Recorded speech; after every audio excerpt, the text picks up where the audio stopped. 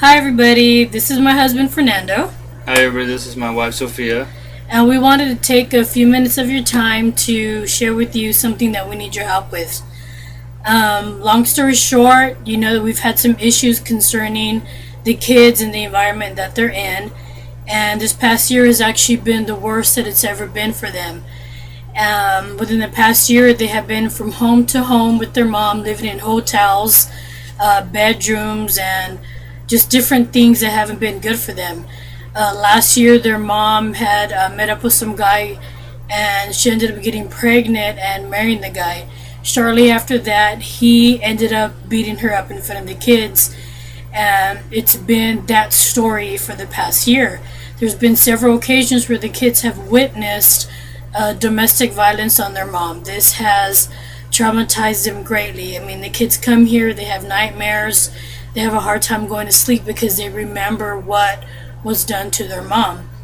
We were able to get them into counseling, and from the things that they have confessed to the psychologist herself called CPS on the mom a few times this past year, but unfortunately the system has failed us. CPS has not been able to do anything. We've dealt with the cops and the custody order, and they haven't been able to do anything. And what we need to do right now is go to court. 3 months ago, this guy was locked up for beating her up again. He has thrown things at Melina, which is our oldest daughter, and there was a few incidences where he had actually picked up Dominic out of anger and threw him around pretty much because he was angry. But sadly, last week he was released from jail, and now we know that it's time to do something. We have been in deep prayer and waiting for God to just release us to do the right thing at the right time. And we know the kids have been in His protection, and this is what we've relied on. But now the mom has moved out of her apartment, and the kids are living in a home where there are 11 people. We don't know who these people are, but then they're staying in a room with this guy. I mean, he is a felon, and according to what the lawyer said, he has a heavy criminal history. And I have a concern for the girls. I mean, the girls are living in a room with a felon, and we know we need to do something to get the kids out of this situation now. I mean, these are Fernando's kids, but I love them like they're my own. I love my kids very much. They're my pride and joy. I've been with them through thick and thin. Uh, just everything that we've been through. When they're with me, I play with them. I like to tickle them on the floor for horseback riding. Go to the park. We go to church and we sing.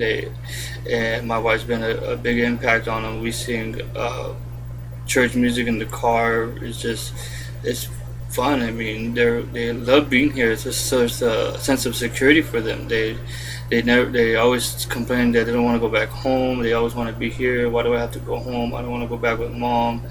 And it tears me up that they say that, and then they come to me with things that happen over there during the week with them when I pick them up from school.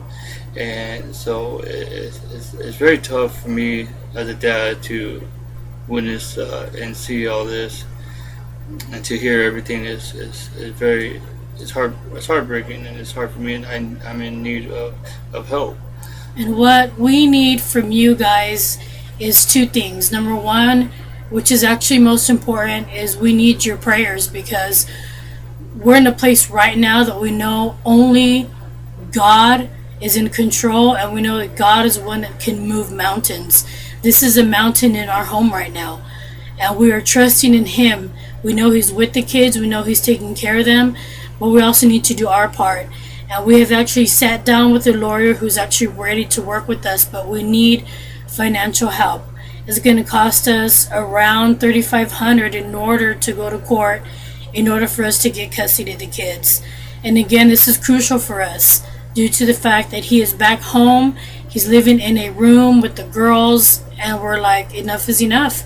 We need to protect these kids, and we need to save them. Please keep us in your prayers. Please keep Katerina, Melina, and Dominic in your prayers, that God would do His will in this situation, and that we can give these kids a chance at a better life. Please help us. Please keep us in your prayers. Attached to this video, we send a link where you can, if you can help us out financially, anything that you can do to help us go to court, we would greatly appreciate it. And thank you. Bye. Thank you guys.